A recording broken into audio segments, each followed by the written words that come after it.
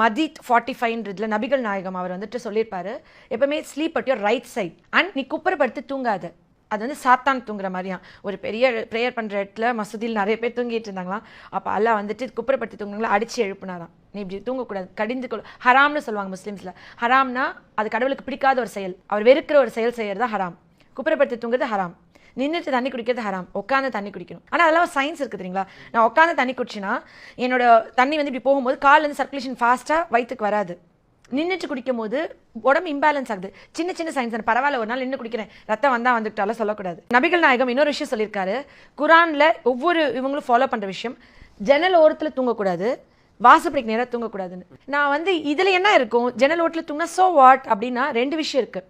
ஒன்று, காலைல பொழுது விடிஞ்ச உடனே ஃபர்ஸ்ட் சன்லைட் நம்மளுக்கு டேரெக்டாக வருமா, சீக்கிரமாக ஸ்லீப் டிஸ்டர்ப் ஆயிரும் ஒன்று.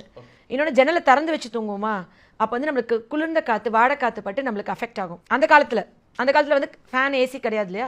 ஸோ அவங்க ஜன்னல் திறந்து வச்சு தூங்குவாங்க டேரெக்டாக. அப்புறமா இன்னொன்று ராபரி. இவ்வளோ தூரத்துக்கு சேஃப்டி மெஷர்ஸை பார்த்து நமக்கு சொல்லி கொடுத்துருக்காங்கல்ல. அதே மாதிரி இப்போ வாசல் நேராகவும் தூங்கக்கூடாதுன்றது அது வந்து சாதாரண விஷயமா எடுத்துக்காம, இப்போ ஜன்னலோரம் என்னோட பெட் இருக்குது, என் வீட்டில் காட் இருக்குன்னா இன்னைக்கு தள்ளி போட்டுடலாம்.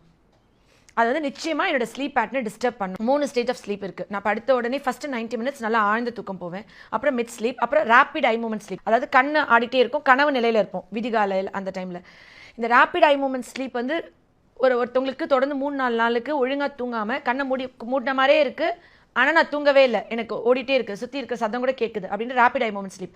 இந்த மாதிரி தொடர்ந்து 3 நாள் ஒரு ஆள் போயிட்டாங்கன்னா அதுக்கப்புறம் ரொம்ப டயர்ட், சோர்வு, மனப்பதட்டம், கோவம், அப்புறம் அழுகழுகியாக இருக்கிறது, ஒரு டிப்ரெஸ்டான ஒரு ஃபீலிங் வந்து அவங்களுக்கு வர ஆரம்பிச்சிடும். அந்த உடம்பு வந்து அதுக்கப்புறம் அவங்களால தாங்க முடியாது.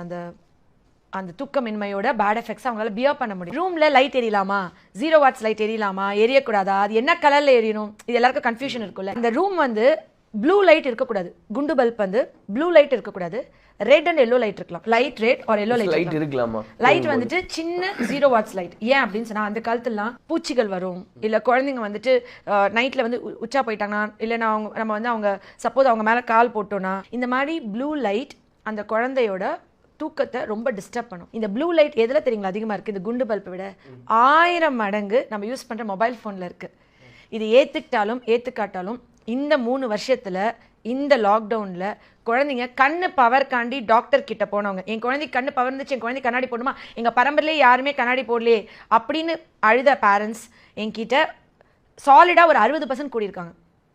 100ல் 60 குழந்தைங்க கண்ணாடி போடுறாங்க. அது இல்லாமல் இந்த குழந்தைங்க சேட்டை பண்ணாமல் இருக்கணும், அமைதியாக இருக்கணும், தொந்தரவு பண்ணாமல் இருக்கணும், வெளியேட்டில் இருக்கணும், மொபைல் கொடுத்து பழகணும். இந்த மொபைலில் இருக்கிற லைட் வந்து கண்ணில் இப்போ டேரெக்டாக டார்ச் லைட் அடிக்கிறேன்னு வச்சுக்கோங்களேன். இப்போ என் கண்ணிலே டார்ச் லைட் அடிக்கிறேன், 5 நிமிஷம் நான் உங்களை அடித்து பார்த்துட்டே இருக்கேன். நான் அந்த டார்ச் எடுத்தப்பறம்